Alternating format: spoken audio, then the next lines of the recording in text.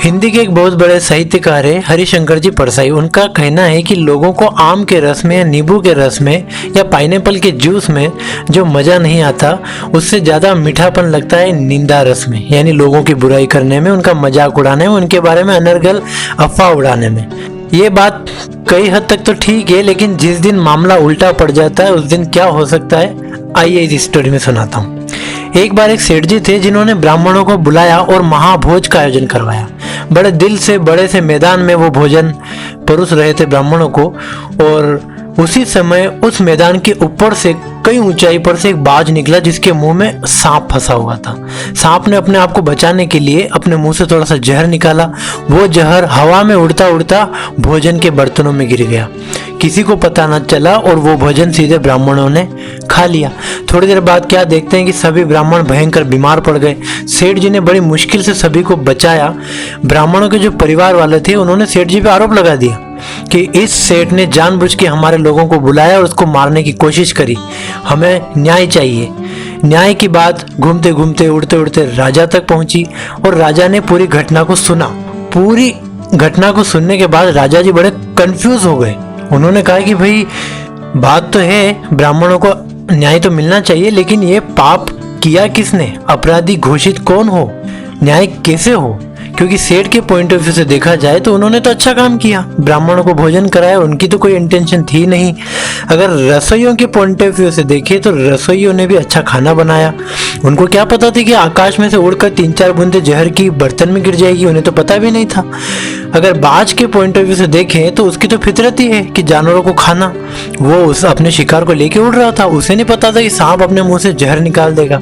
और सांप के पॉइंट ऑफ व्यू से देखें तो सांप तो अपने आप को बचा रहा था। सेल्फ डिफेंस में उसके मुंह से 2-4 जहर की बूंदे गिर भी गई तो उसे क्या पता था कि वो जहर की बूंदे सीधे बर्तन में जाके गिरेगी।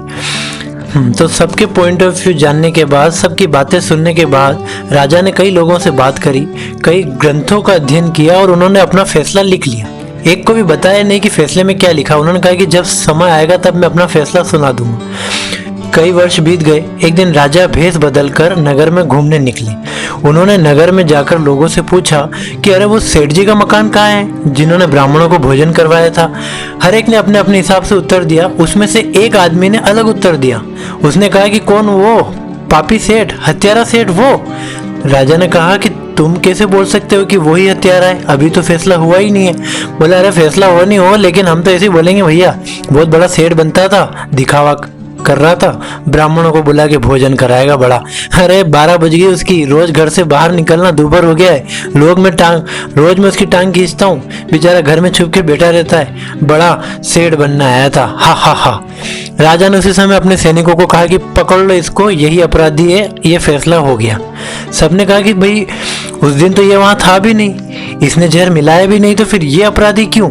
राजा ने कहा कि मैंने कई ग्रंथों का अध्ययन किया और एक ग्रंथ में यह लिखा था कि जब फैसला बिल्कुल ही हो ही ना पाए तो ऐसे में उस इंसान को दोषी बनाओ जो वहां पर निंदा करता है, उस बात का मजाक उड़ाता है, उस पाप को और फैलाने की कोशिश करता है।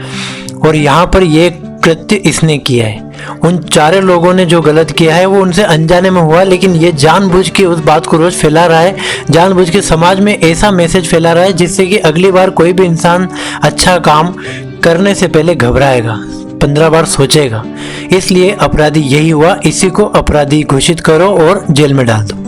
जो होना था संयोगवश हुआ, अनजाने में हुआ, लेकिन बुराई करने में जो मजा लेगा पाप तो उसी के खाते में चढ़ेगा। यही उस ग्रंथ में लिखा हुआ था, इसलिए सभी बचे और वो आदमी सूली चढ़ गया।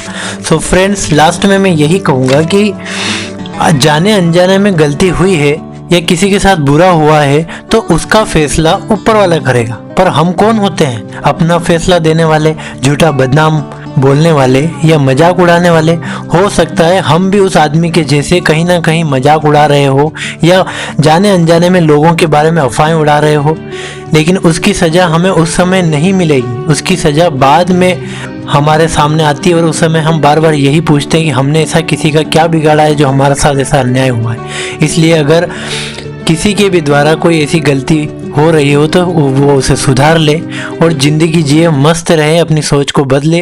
और ये वीडियो अच्छा लगा है तो इसे शेयर कीजिएगा, सब्सक्राइब कीजिएगा। Thank you.